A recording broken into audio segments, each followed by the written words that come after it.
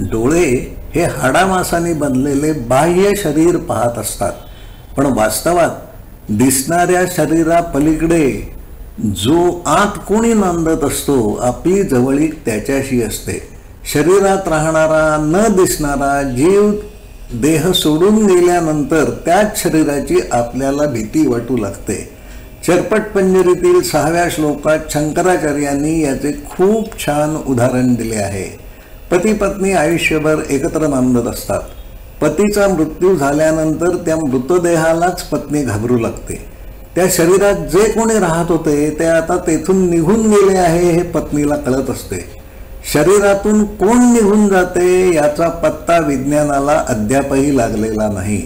क्रायोनिक्सच्या तंत्राने शरीर शिल्लक ठेवणारे तंत्रज्ञान जीव शरीर सोडून निघून गेल्यानंतर त्याला नेमका कसा परत आणणार आहेत हे माहीत नाही. शरीरात दुसरा एखादा आत्मा प्रवेश करू शकतो का?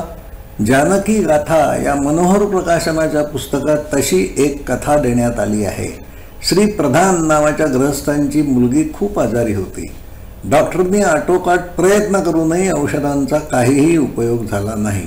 मुलीचा मृत्यू झाला. मृत्यूचे प्रमाणपत्रही त्यांना मिळाले. अंत्यविधीसाठी शरीर हलविण्याची तयारी सुरू झाली, पण अकस्मात मुलीच्या देहात काही हालचाल सुरू झाली. मुलगी जिवंत झाल्याने तिला घरी नेण्याची परवानगी देण्यात आली, पण घरी आल्यावर मुलीचे वागणे खूप बदलले आहे असे पालकांना जाणवले. ती मुलगी आपले आई वडील घरदार कशालाही ओळखत नव्हती. तिचा स्मृतिभ्रंश झाल्याने ती असे वागत असेल. काही काळाने ती यातून सावरेल असे डॉक्टरनी त्यांना सांगितले. तिची भाषा बदलली होती. तिच्या खाण्यात तिखटाचे प्रमाण वाढले होते. तिला खूप भूक लागत असे.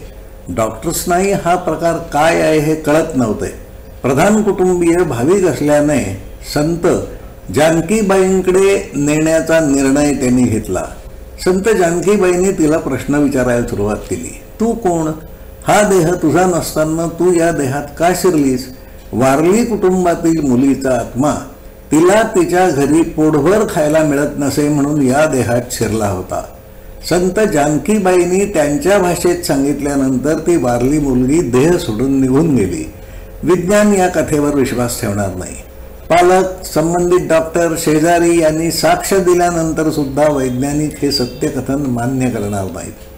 पण अशा घटना कुठे ना कुठे बऱ्याच वेळा घडत असतात. त्या वेळेच्या वेळी नोंदवल्या जात नाहीत. दुर्दैवाने त्यामधील तथ्य तपासण्याचा पुरेसा प्रयत्न होत नाही. या अशा विषयांमागे लागण्यासाठी आपल्याकडे वेळ नाही. आपल्या प्राथमिकता बदलत चालल्या आहेत. अशा घटनांमधील तथ्य शोधण्याचा प्रयत्न व्हायला हवा. प्रगत देशातील काही माणसे अशा उपक्रमात भाग घेण्यासाठी पदरचे पैसे खर्च करायलाही तयार असतात. म्हणून ते देश संशोधनात बाजी मारीत असतात. आपल्या पूर्वसुरींनी तशी बरीच कामे करून ठेवली आहेत. त्यातील तथ्य तपासण्याचा प्रयत्न हा आपणच करायला हवा. धन्यवाद.